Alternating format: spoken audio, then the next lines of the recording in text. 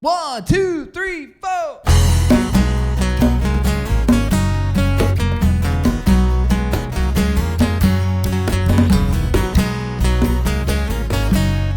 Hello and welcome back to Season 4, Episode 2 of Lay It on the Table, the Southern Board Game Podcast, with, of course, the accent on Southern. I am one of your hosts for this adventure today, Joe Mahaffey, and of course, as always, with me in the wonderful city of Greenville, South Carolina. Greenville, South Carolina. And also hosting on this journey is James Englehart. Good to see you again, Joe. Good to see you, James. Nice to know that we're getting back into this and honoring this every 2-week opportunity to get together. And obviously, we're getting publishing back out into the ethersphere, Ethernet, the interwebs, all those things. In fact, it was funny. I published our last podcast recording, I guess it was about a week ago. Mm-hmm. And then this week I get this alert on my YouTube saying, hey, so-and-so made a comment on your video. And sometimes you get the robots and sometimes you get all the trollers and stuff that you got to kind of have to filter out. But I was nice to see that we got a shout out from Dirty Rascal Games for talking about their product, which I thought was really cool because all I did was put it in the meta tags. You know, I didn't send them a note that we were going to be doing that. So clearly they're paying attention when, you know, something's scrubbing the internet when their product's being talked about, which I thought was really cool. And awesome. Just on an aside, I sent them a private note and invited them to come on with us at some point. Sure. I hear back and we're able to make that happen in a future episode. We'll let you know. That'd be great. So that would be kind of cool if we could host them and kind of go down that path of, you know, people have been distributors and designers and all this kind of stuff and kind of learn their story the way we've talked to Jamie Stagmeyer and Dan Halligan and others. So yeah, it seems like people don't come into this industry by a straight road. There's usually zigs and zags and all kinds of turns. So yeah. So anyway, I thought that was pretty cool. That was cool. So getting into our theme of board game news, nothing really crazy, but I did notice that BoardGameGeek has been around for 25 years. Yeah. And they have put together the BoardGameGeek Hall of Fame. These are 25 games that ironically have all been released prior to the time I got back into the hobby. Yeah. Got into the hobby, I guess I should say. Yeah. In fact, I think the oldest one was Diplomacy that goes all the way back to 1959. Yes. But I thought it was really interesting to see the games that were there. We're going to have links to their releases below in our show notes. But, you know, James, I don't know if you had an opportunity to look at the list. Mm-hmm. And I have. And interesting. So this is the way they describe it.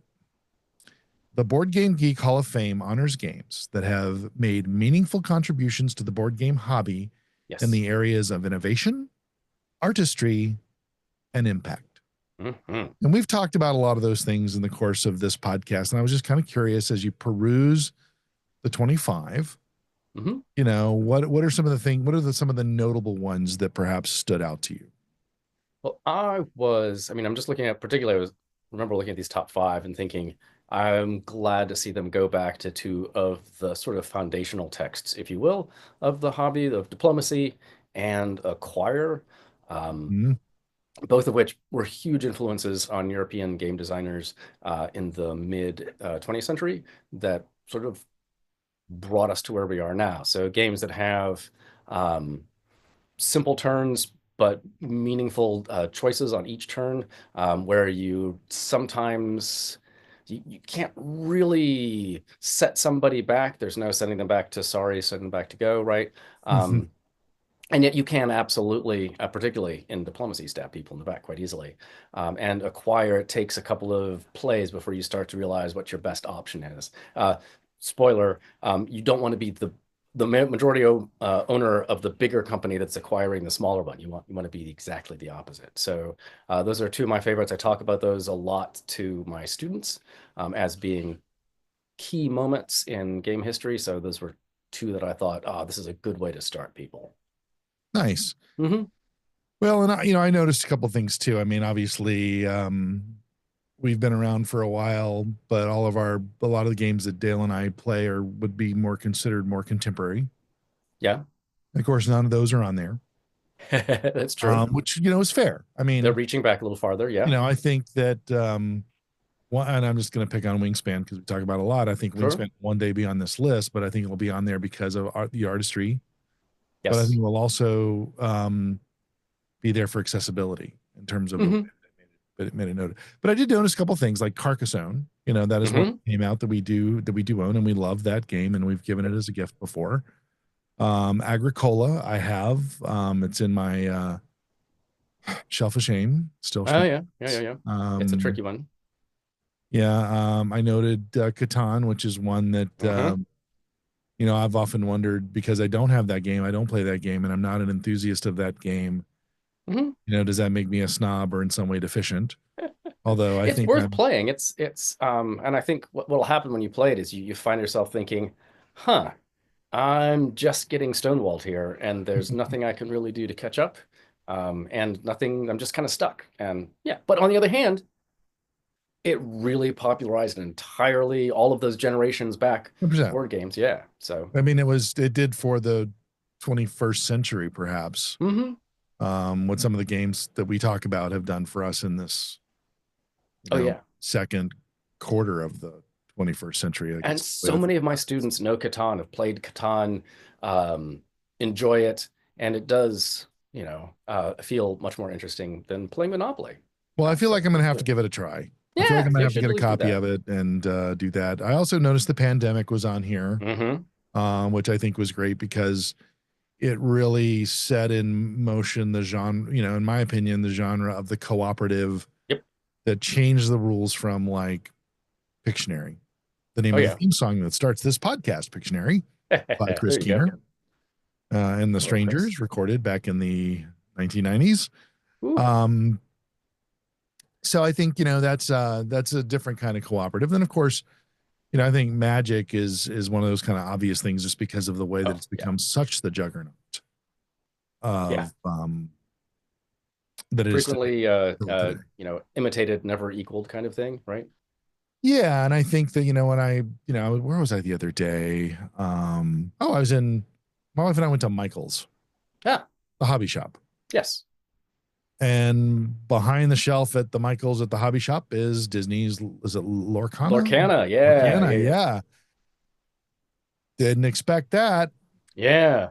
That's Disney, Didn't so buy that it. helps. Didn't buy it Yeah, that's fair. for what it's But I worth. think Magic also came at a time that really and has continued to infuse money into game shops, your friendly Oh, local game 100%. store, because they have their Magic Nights, and then you know, people come in to buy packs to play, or they're trading cards in and out. And it's really driven a bunch of keeping FLGSs on in their brick and mortar. So that's been a fantastic thing. Yeah, I think we talked about that last week. We were talking about the amount of inventory that a store Hmm. has to keep in stock just to have people come in. And if it Yes. wasn't for things like Magic that were highly transactional, the turn on that's very fast. The margin's not as good, you know, No, but to but make it up that's in volume, okay right? because you pick it up with volume. Exactly Right. right. And I think that and some of the other things that they do, whether it's beer or other kind of, Hmm. consumables, if they will, Hmm. they really do that. But anyway, getting back to this, I just thought it was a very interesting list. Oh yeah, We're gonna have it published below. Check it out. And I think some good if I ones. read this right, they're actually going to set up links that if you don't have the game and it's still available, you can pick it up.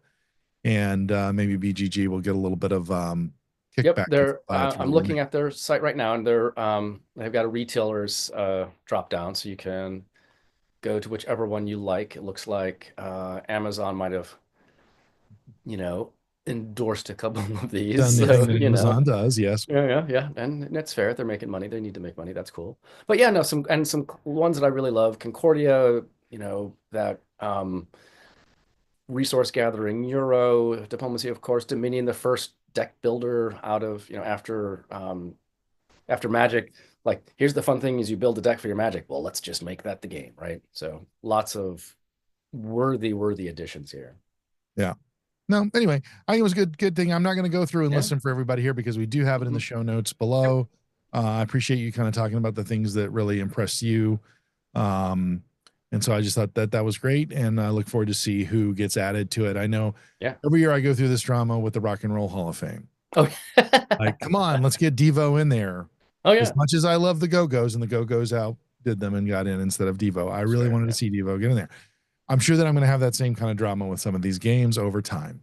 Oh yeah, yeah. Because the first time, yeah, I'm guessing, yeah, there are going to be some controversial ones.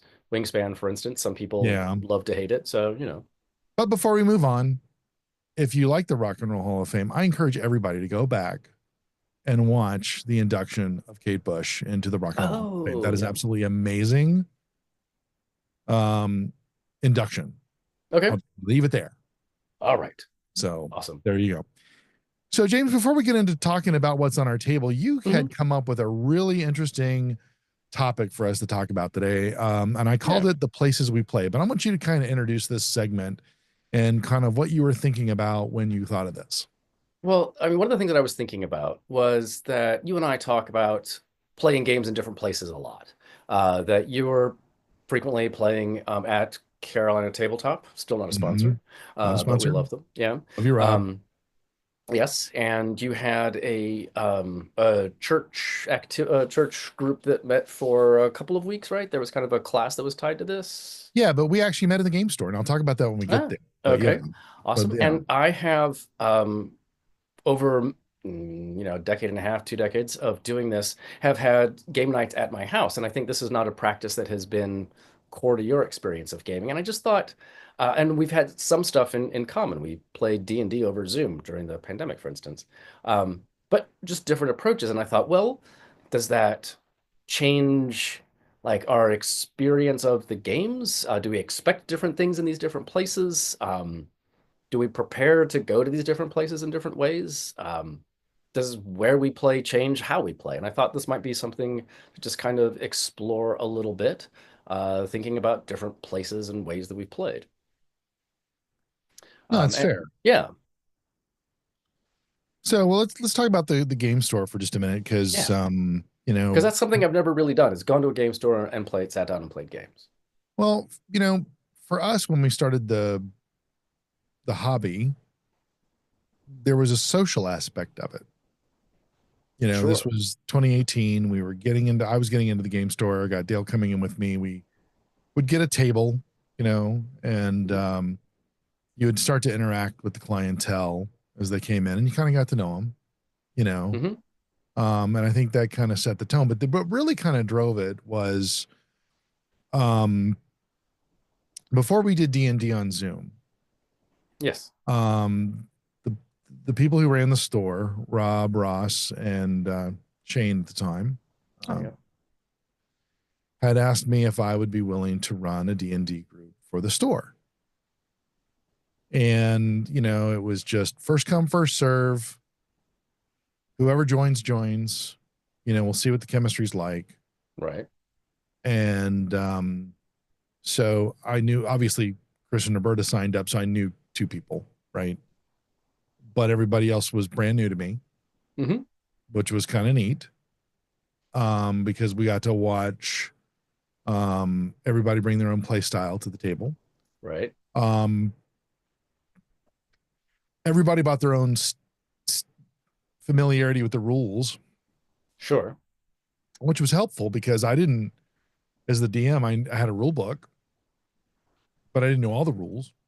No. And I learned to kind of let them kind of debate the rules before I would weigh in. And that became sort of a Friday night ritual where every other Friday night we would go to the game store and we would pick up and we would play from like, gosh, 7 o'clock till they closed. And they closed at 11 and we would typically get out of there at midnight, and Okay. Wow. all of that. And so that got Dale going with me to the store and maybe sitting at another table playing a game with some of the other people we'd met on her own without me, which was great for her Right on. because she can be a little agoraphobic.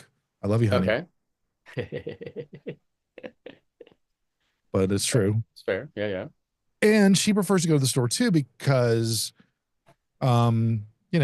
we live a pretty active lifestyle in terms of my job's in the house. Our Uh, younger daughter is still here. We are constantly kind of moving stuff around. And so the house is never really presentable from Dale's point of view.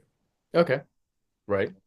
I keep explaining that the people that are around us know and love us and would come anyway. Yes. Um, It's fair.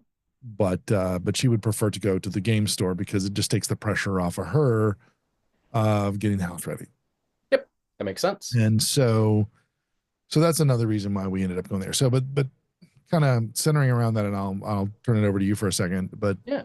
the reason when we did the church group there, the reason I was adamant that I did not want to do it at the church. Okay. I wanted to do it at the game store, and there was a couple of reasons why. Number one, we had just gone through COVID. Use lots of profanity. Oh, right. COVID. That's good. We had just gone through COVID. And everybody had been kind of isolated in their house. And the church was trying to develop small groups to get people back engaged with meeting with one another. Mm-hmm. And I thought, well, during the pandemic, people found things to do outside of the church. Mm-hmm. This to me fit that model. And it put us in a position where, to your point, sometimes there's profanity in the store. You know, there are people who identify differently than others. Mm-hmm. And I felt like that, you know, it was important that we take our group there, doing nothing evangelistic at all. We were just playing a game. Sure. There was no prayer at the beginning. There was none of that. It was just, we're here to play a game and build fellowship, you know? And honestly, I felt like that was a good thing because it introduced some folks to the hobby that they hadn't considered, and it had an impact in that way, which is what I had hoped would happen. Awesome. Yeah. So we'll talk about I'll come back and talk about some of the other things. I want you to kind of talk about your perspective. Yeah. So I got into this hobby a while ago, clearly. And I like the idea of people coming in. I also I had heard stories early on of maybe not so great gamerly behavior, and you don't really hear those stories so much anymore. And I don't know why that is. I think the group of players has grown a bit, so that's been kind of tamped down. I'm not quite sure, although you still see these threads that show up on the Geek about this kind of thing. Right. But I was also looking for a particular kind of experience, right? And so I wanted to build a sort of curated game list, either based on the season or what I had bought recently. It gave me an excuse to play through my own games, right? And I like having people over to the house, and having a monthly game night means that I need to clean the house at least once a month, so that's cool. But it was a way to, and also bring different people from all, you know, different parts of my life together to meet each other. Right. And it's clear that this doesn't, you know, differ too much from what you're talking about with the game shop. But I liked having people come in and sitting down at my house. And so, and I guess part of it was when I was getting into the hobby, there were also friends who were hosting game nights a lot. And so I wanted to host, they were hosting different kinds of game nights. And so I was the tabletop, you know, let's play board games kind of guy. And I've sort of stayed that kind of guy. And I think what happens is you still get those different kinds of play styles, right?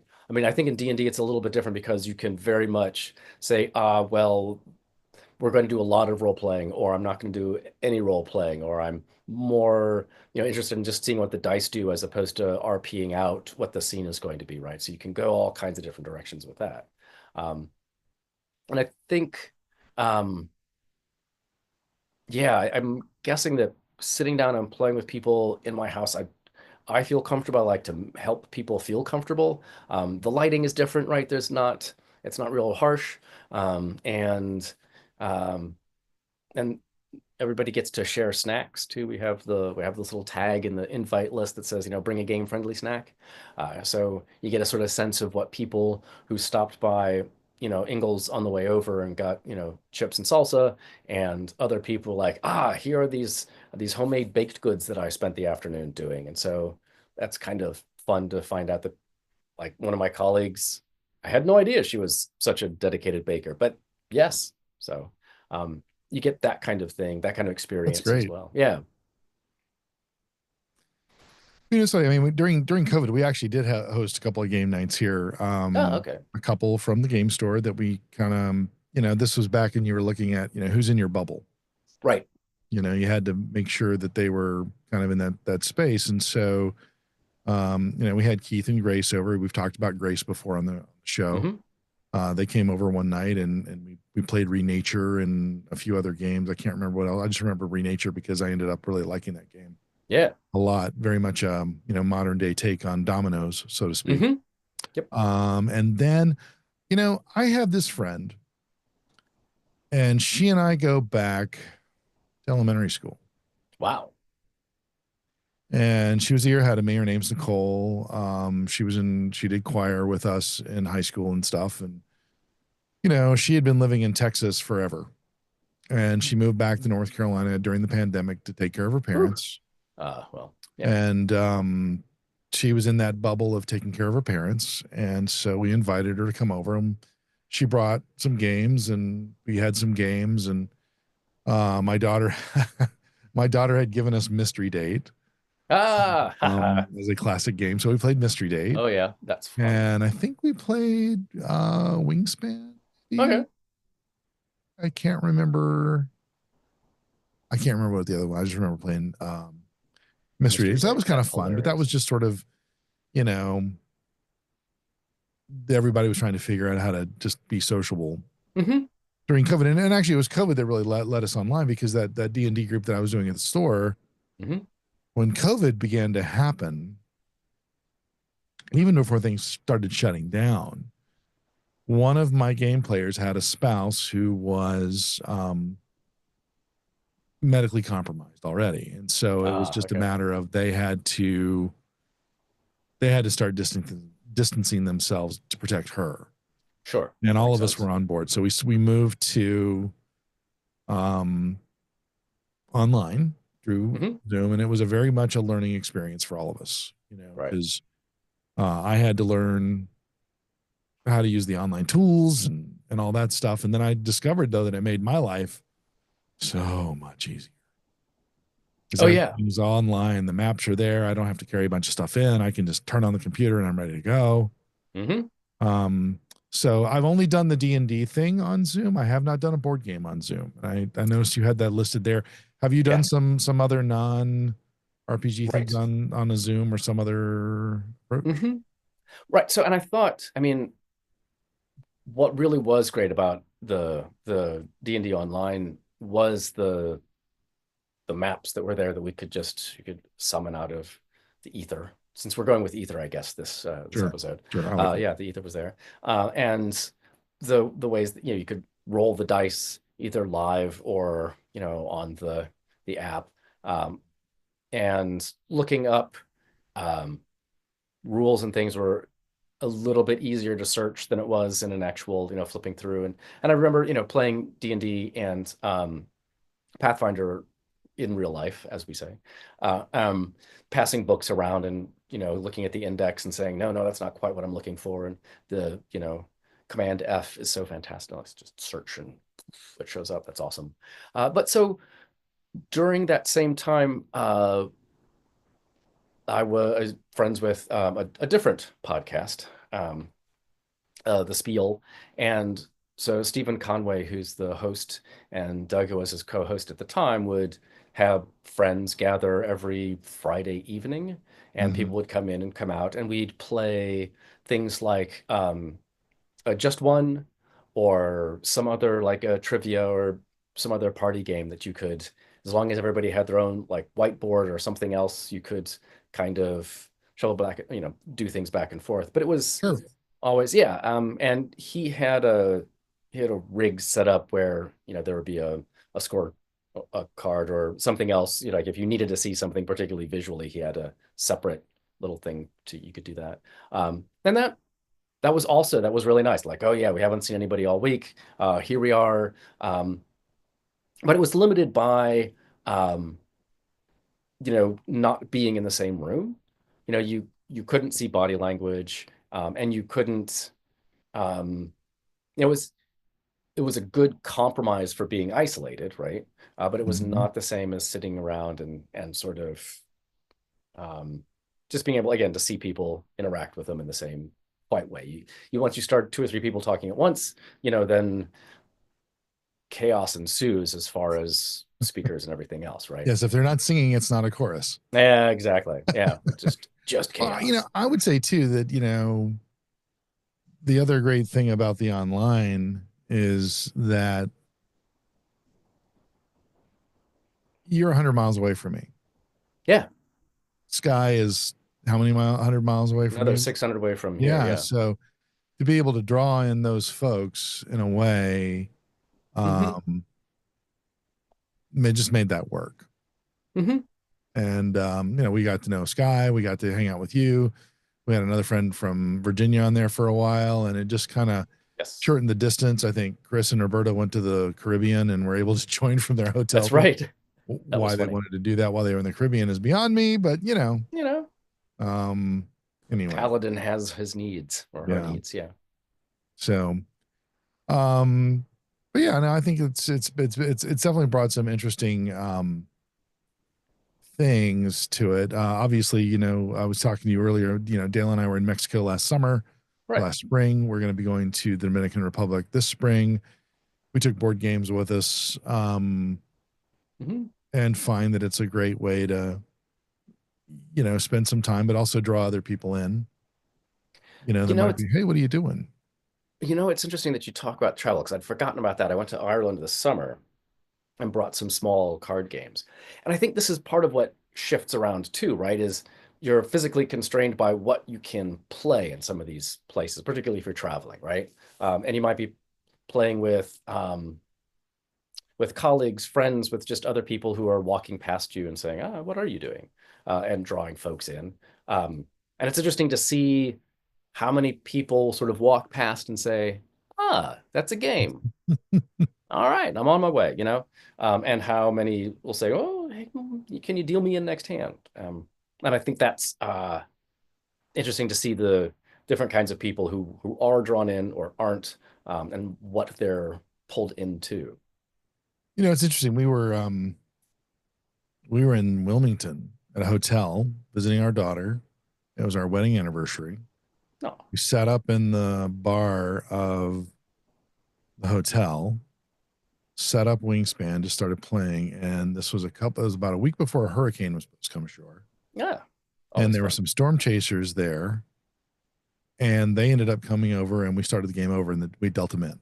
Oh, wow. It was one of those, hey, spontaneous, hey, I want to learn this. Very cool. So anyway. Yeah, no, and I think and then I don't know, I'm always a little hesitant because I'm afraid of, like, I don't know, the wrath of my cousins when I was a kid when they weren't winning, right? And I'm always afraid that it's going to be that sort of vibe. But it almost never, in fact, it has never been that kind of thing. That people have been really kind and embrace helping each other out, bringing people into game night, the first time, and someone says, "Oh no, I've just finished my turn, but I see that I should have done something better." And my response is always, "Yeah, sure, back it out, do it again." Like, there are other people who don't always believe that, and it's always interesting when you got a couple of new people at the table at the house, and I say, "Yeah, back it out," and see who. And so far, and this is part of, I know, sort of vetting people, everybody says, "Yeah, sure, look, take it back. Nobody's taken a turn yet. We all remember where you've been. Yeah, do it. Let's do it. Let's make you have your best game." So, and I mean, that's one of the things that I try to build in the group that comes over to play, is that kind of friendliness, that kind of we want this all to be a good experience and a successful game for you. Sure. Well, the other thing I like about it too is that a lot of times, just because we live in a world where there's so many things around us screaming at us all the time around different points of view. Mm-hmm. Yeah. I'm right, the other guy's a jerk. I'm right, the other guy's a jerk, or the girl's a jerk, whatever. Well, and what I love about the board game hobby is that I can get a lot of people around that I know don't see eye to eye on other things. Mm-hmm. And they can have a great time of fellowship. Mm-hmm. And realize that all that stuff isn't important. And I think that's one of the reasons, I talk about going out into the board game community and playing out loud or playing outside is to do that very thing. because I think it's important. I loved, and it was funny. My wife and I have been watching a show called Landman Okay. on Paramount. Billy Bob Thornton. It's an oil. It's Oh. kind of I call it the 21st century Dallas. Ah, all right. But there's this scene where the mom and the daughter decide to go to a retirement community and entertain them. And it gets really ridiculous in some of the things they do. But Fair. the young lady has this boyfriend type or guy who wants to be her boyfriend, and she's trying to find out does he really like her or does he just want something? Right. So she's like, I'm gonna test you. And she takes him to the retirement community and makes him play games with uh, the folks that are living there. Right. And it's not so much board games as it is like, the you hold the phone to your head and it's kind of like charades kind of thing. Right. But it was just like, it got me thinking like, wow, I hadn't really thought about, taking the board games out to a place where you could go make somebody else's life a little bit more interesting. So I just thought it was a funny thing to watch, Awesome. but it also gave me some ideas. And I think playing in public is always an interesting thing to see who stops by and says, "Oh, hey, I know that game," or "What are you Are you doing?" Or playing? just, Yeah. walks past with their snacks. And one of the things we're just in the first couple of weeks of the semester, and so we're talking about like the history of games and the archaeological like long tail of games, and just again, I've said this many times on the podcast, but we've been playing these things, we've been doing this for thousands of years, and so it makes sense that if you see people playing a game, you kind of want to stop and turn and say, "So what do you got there?" They, Yeah. they just kind of intrigue us. No, I think I think the shut up and sit down guys did it really well in that speech that they gave that just talked about it's kind of innate in us Hmm. to play games, It and the clearly competitive is. nature. So, Yeah. we talked a little bit about, the different places that we play. Hmm. Of course, I keep thinking of the Alan Parsons Project album from the 1980s, The Games People Play, which is which Right. is not about what we're talking about at all, but it's No. still just when I was thinking about this segment, that's kind of what I was thinking about. I love that album. Good. Yeah. Um, but are there anything you put in the notes about cons, and I'm just Yes. kind of curious, are there any what do you think are the negative sides The of some of those? pros about cons and the cons about cons. Yeah. I mean, I don't know. The first con I tried to go to was one in Nebraska, and it was this little tiny gathering in this small building that might have been like part of a summer camp or maybe part of like a county fair where they've got all those little buildings and it was this little space. And walked in and thought, these are this is not a place I want to be. So never even sat down to play, just like walked in and thought, no, and I can't remember now why I bounced off it so hard, but I just thought, this is this is not how I want to live my life. So went away from that and didn't search out any cons at all. And I think about, like, I have a friend who works the game shop here in town, actually a couple of them, but and he's like, yeah, I don't like to go to Gen Con or any of the big cons because it's just too much happening, too many people, and it's just, speaking of agoraphobia, just like I just can't stand I think some of us can refocus in on just what's going on at the table, but others can't, right? And I think that's a fair place where to be as a human, right? Uh, I did go to one tiny little con in Alaska held in Trapper Creek, which is about, I want to say 500 or 600 miles south of, no, it can't be that, 300? Anyway, south of Anchorage, south of Fairbanks, going towards Anchorage. There's a little bitty space, and they had rented some hotel rooms, and we sat everybody there in one hotel room and played games. And that was maybe a little too intimate a con, I think. It was kind of awkward.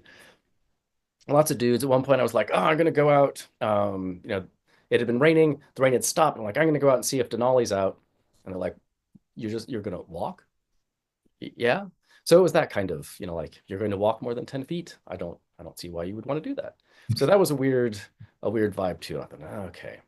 Um, and then went to a couple house cons at a friend's place, and I thought, well, these are weird and wonderful people. This is making me happy. These are good. And then I went to Mythicon.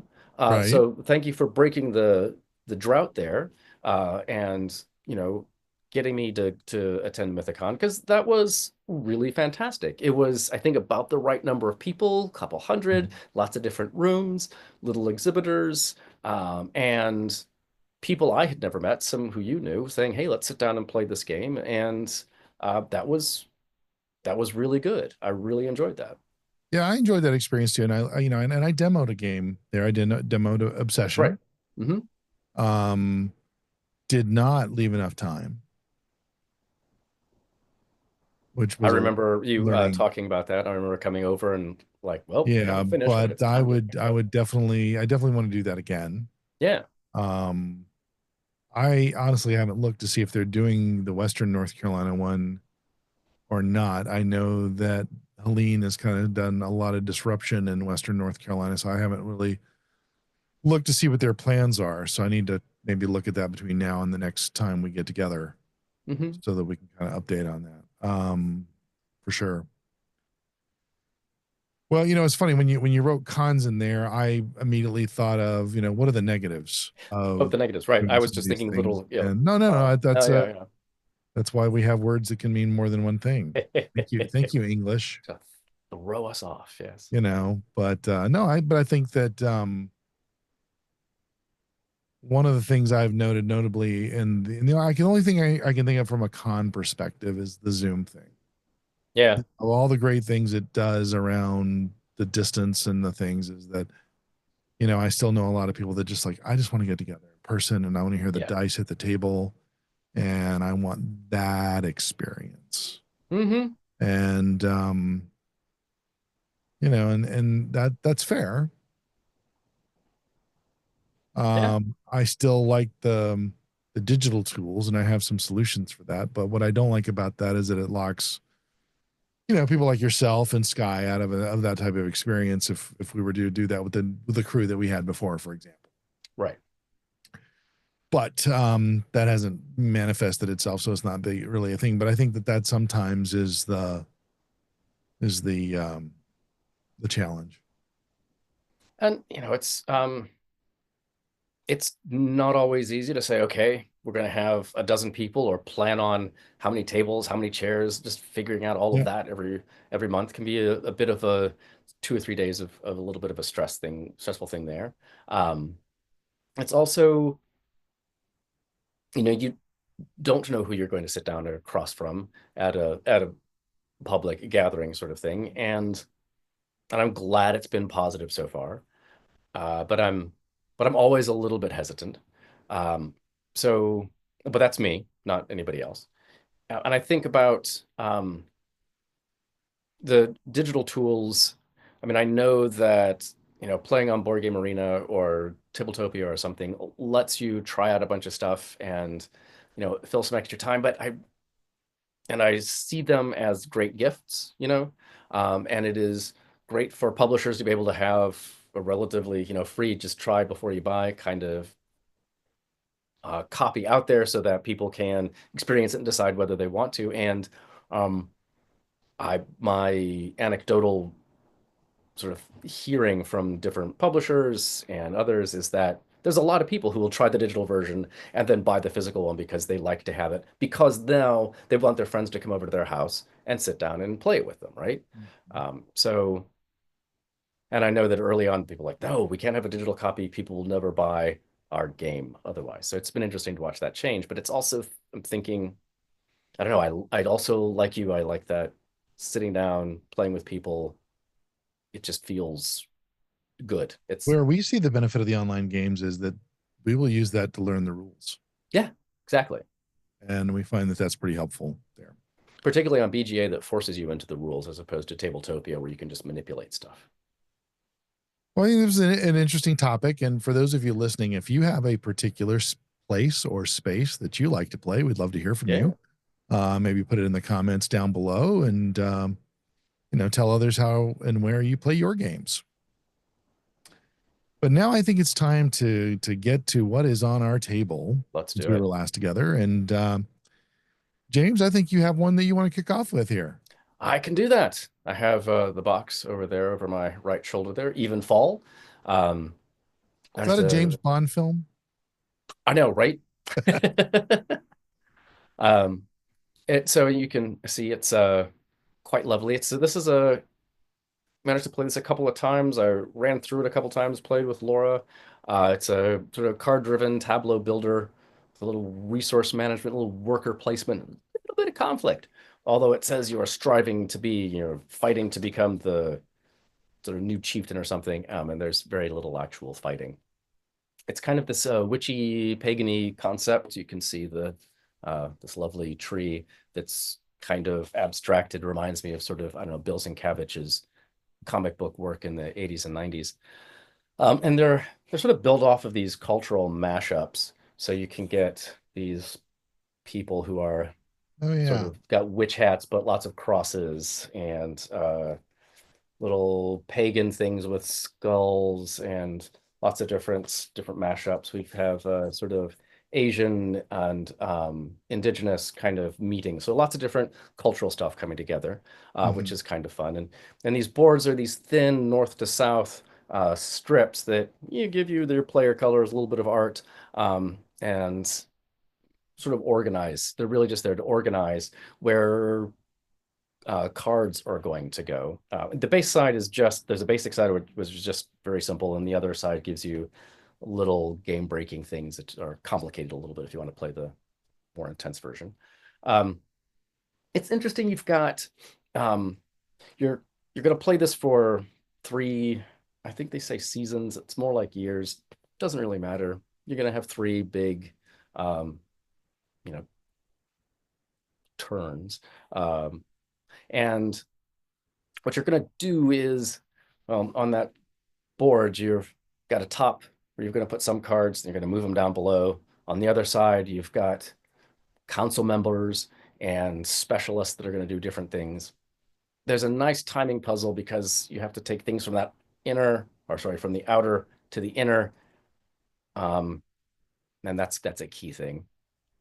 They also have three common boards. It kind of depends on the number of players. And they're going to have those common boards are going to have places to get cards. So you're going to gather place cards. There's some resources. There's an area majority thing going on. So you have to pay a little bit of attention, but it's really about the cards. And you've got three kinds of them. There are places which are going to give you resources when you fire them off. Rituals, which have a variety of one-time bonuses, or they've got worker placement places or other things. Um, Specialists and council members kind of depends on which part of the board you play them, if they're going to be specialists or council members.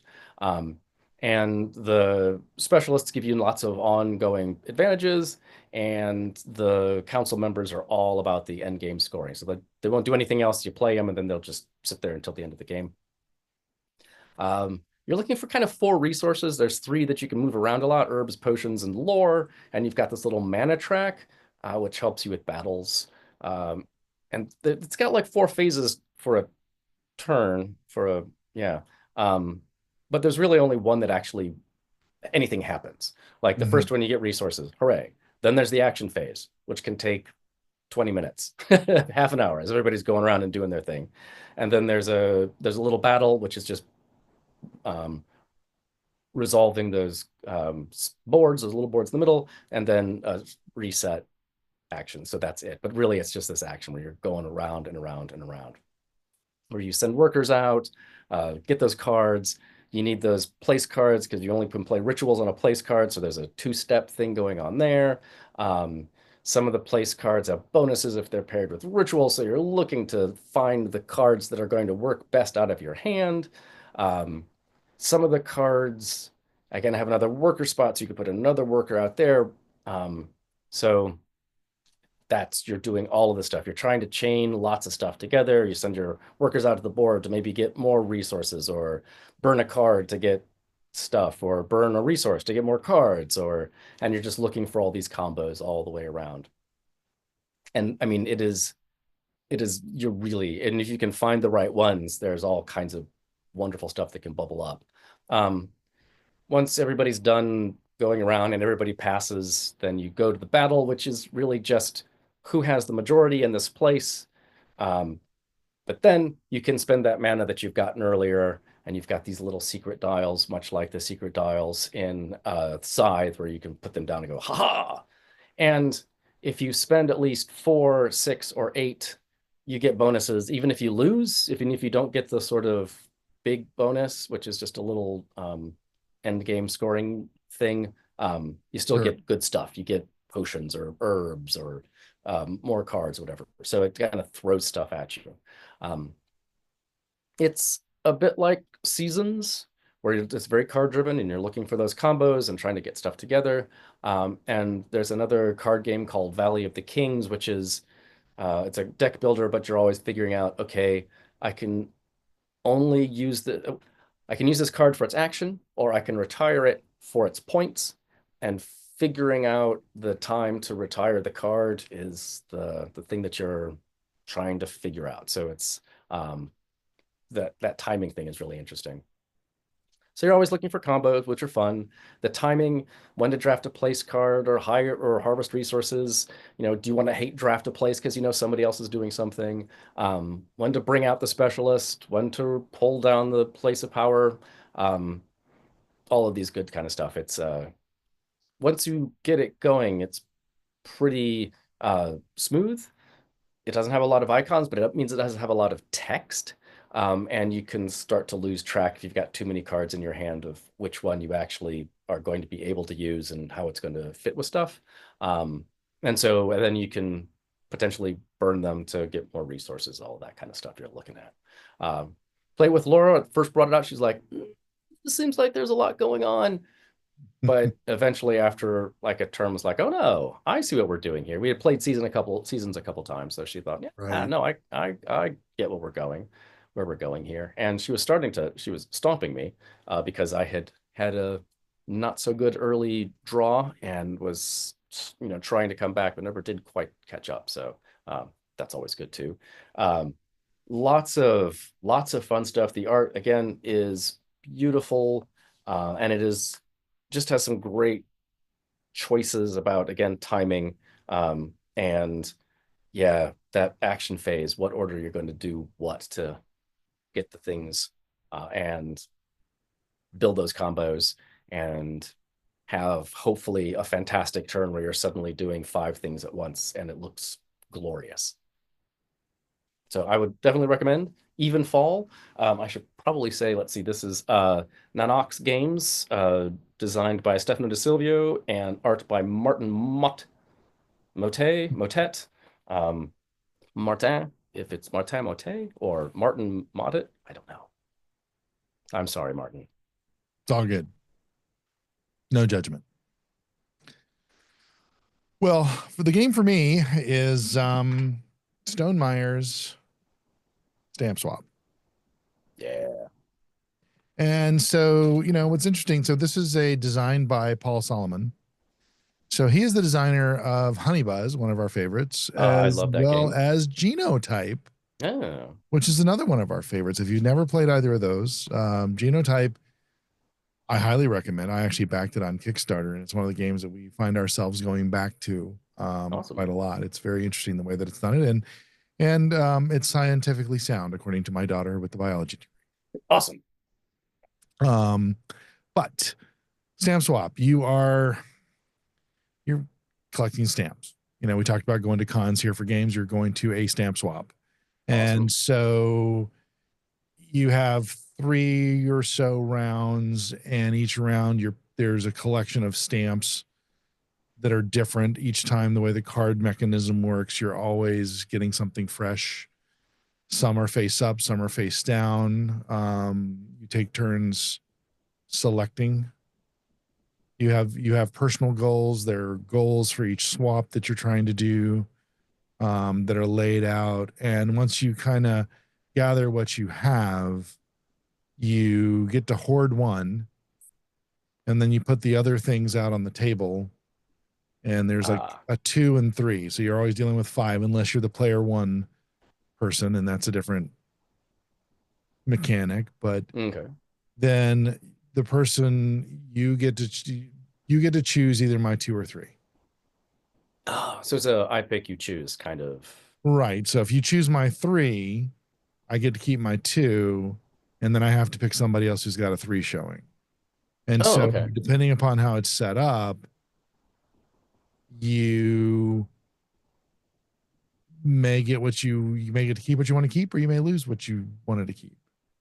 So there is some Right. strategery to it.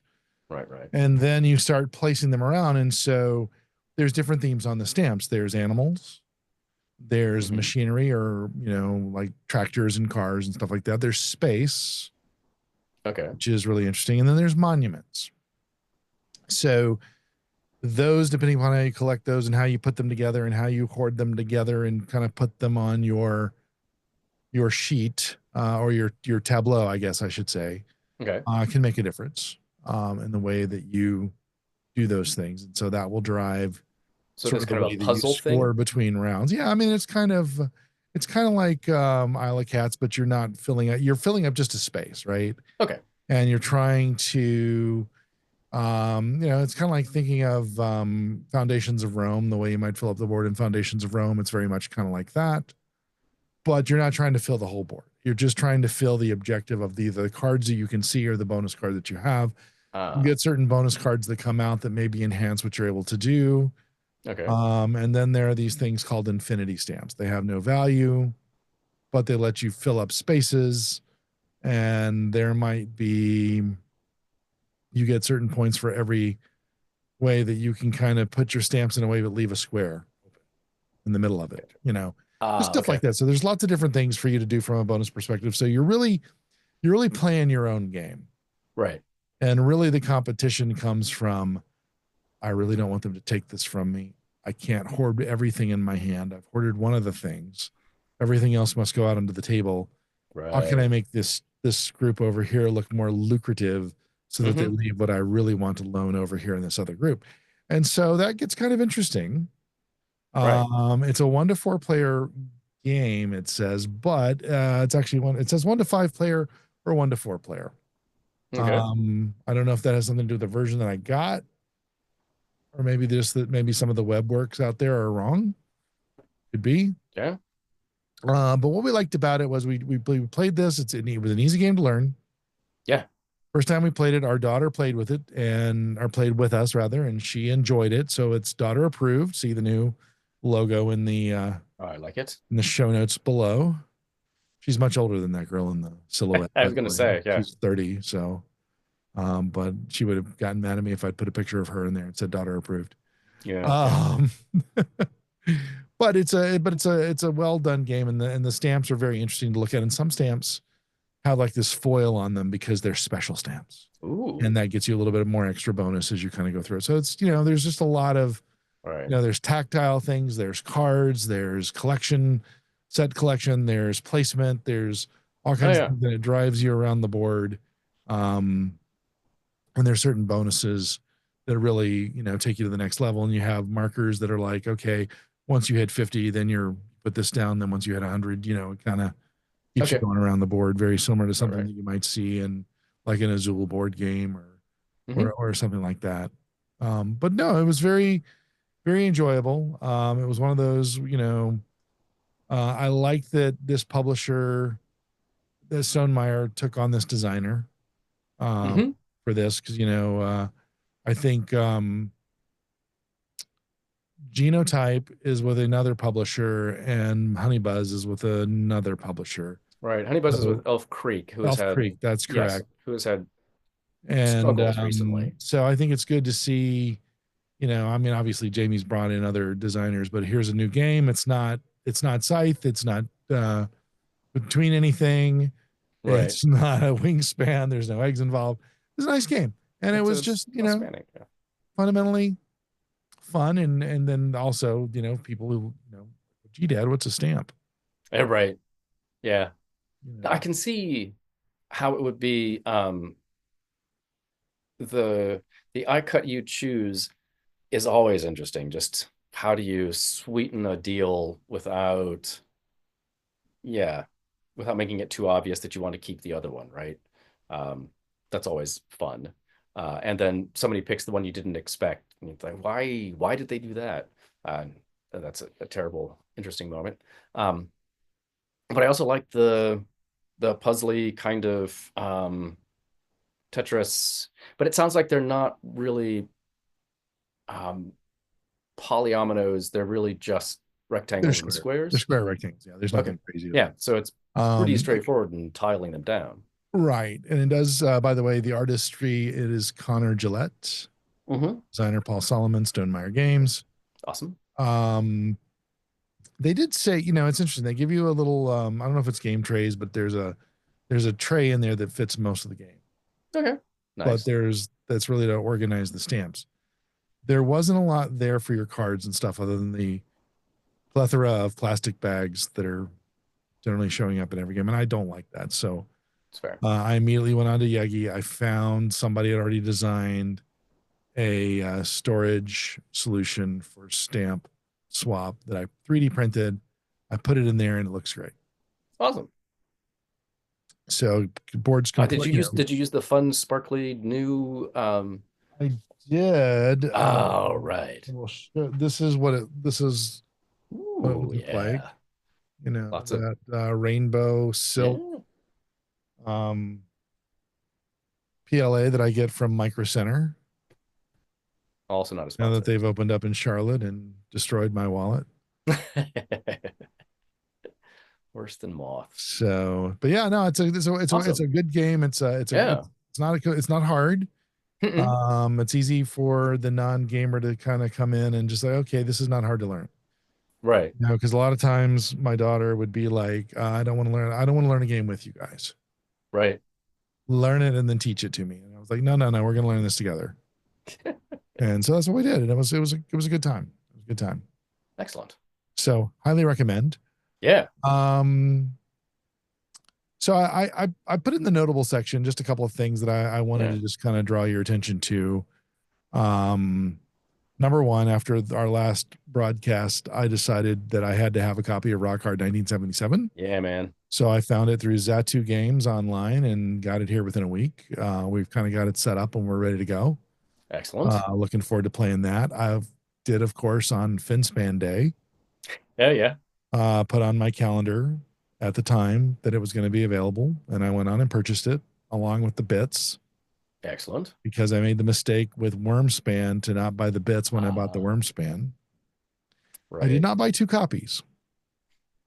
Okay. Which is sometimes my MO. Okay. Yeah. Just with one Wormspan, I fin? bought 2 copies, and I ended up giving a copy to my daughter because we did play Wormspan with her as well over the weekend or the break, and she liked it enough. I said, "Here, take this home." Fantastic. Awesome. So those are 2 new additions, and then Awesome. I talked last time that I had not backed a lot of things on Kickstarter. You had said that, yes. I made up for that a little bit. Aha. Okay.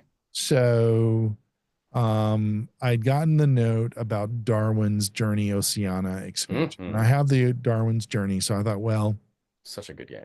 We'll add that to it. And it wasn't that expensive. Okay. Like $35. That's not bad. But as I was kind of going through there, I ran across this other one called Postcards, the board game. French designer, French publisher, French Postcards, which, by the way, if you're not familiar with the movie French Postcards, it's a fun movie to check out. It's very old. It's from the late 70s, early 80s. It's got a young Mandy Patinkin in it before he was anybody. Right. It's got a number of people who were in it before they were anybody. And it's about these people who spend a year in Paris and going to school as college students. And it's sort of a pseudo comedy, but anyway, not important. It's one of my It's one of my favorite guilty pleasure kind of movies. Excellent. And when I saw this, that's kind of what drew me to it, and the fact that it was French and it was postcards, and I was like, okay, I'm gonna back this. It's not that expensive. It just seemed to fit the aesthetic that we typically like, and I'm gonna go for it. Yeah. And then maintaining that French theme, I ran across La Patisserie Rococo. Yeah. Rococo, and I thought, well, hey, why not? Had you played the original Rococo? I have not. Such a good game. So Yeah, and it was interesting when it came out, people were like, "What? This is a game about dresses? This is obviously, a blatant attempt to get women into this game." And there was a lot of discussion about whether men would play it, and it was very strange. It's a fantastic game. well, and it's an Eagle Griffin. Yeah. And the owner of that publishing company is a UNC Charlotte graduate. Yeah. He does a lot with Vita Lacerda. Mm-hmm. This is his publishing arm, and I thought, this is a game that just the aesthetic on it looked really good. Oh yeah. So we thought we'd give it a go. And then lastly, of course, is the Everdell Silver Frost. We were talking about Everdell last week, so those are still tree there, yeah. Still available. 4 days to go on that one. 5 days to go on the Rococo. Awesome. And 10 days to go on Darwin and 14 days to go on Postcards. So hopefully I can get this published out that those dates actually mean something. Absolutely. Because I don't know if that'll happen. Now, have you been keeping all of the Everdell versions? I did not know. I mean, I did. Okay. I pre-ordered Duel. Okay. Because the Duel thing intrigues me because Dale and I are always looking for a game to play. Sure. It's just the two-player. I think there's probably one in there that I missed, but Silver Frost kind of looked interesting. It looked different than the last one that they did. The Pearl. Yeah, no, there's another one that was like a standalone Everdell game. Okay. Yeah, there is. But anyway, I don't know. I was in a mood. Yeah. You get to the edge of the land of Everdell, as I recall, and trying to see where you go next. So there is all that FOMO. Oh yeah. Absolutely. Well, anyway, that's all I have to talk about today. I don't know if you have anything else you wanted to cover. No, that's I had wanted to again, suggest Evenfall. It's got some stuff going on, but well worth digging into, and the art is glorious. So Stamp Swap. Check it out. You can get it Stonemeyer, your local game store, or wherever your favorite games are purchased. There you go. That's true. I just thought that would be fun to say. It is good to say. Well, as per usual, I'm Joe Mahaffey, and I am not bored. I'm board gaming. That's good. And I'm James Engelhardt, and I hope that all of your tiebreakers break your way. And with that said, we will see you back here in a couple of weeks at Lay It on the Table. That's Southern Board Game Podcast with the accent on something. Southern, maybe? Something? Yeah, accent on something. That's what I hear. Yeah. We'll give that a try. All right, y'all. Take care, everybody. Take care. In a world of cardboard.